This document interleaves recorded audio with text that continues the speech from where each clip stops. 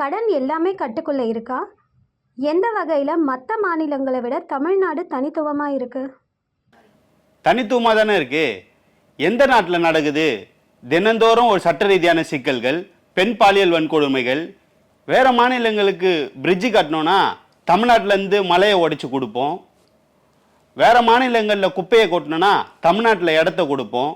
இது போல எல்லா மாநிலங்களையும் கம்பேர் பண்ணும்போது தமிழ்நாடு தனித்துவமாக தான் இருக்கு.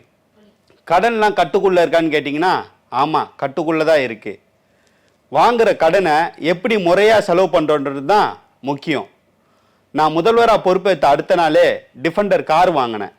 என் வாட்சி, என் பையன் வாட்சி, என் மருமையன் வாட்சி, என் பேரன் ஹாப்பி ஃபண்ட் அவரோட வாட்சி, இது எல்லாத்தோட பட்ஜெட்டை கேட்டிங்கன்னா உங்கள் தலையே சுற்றி போயிடும்.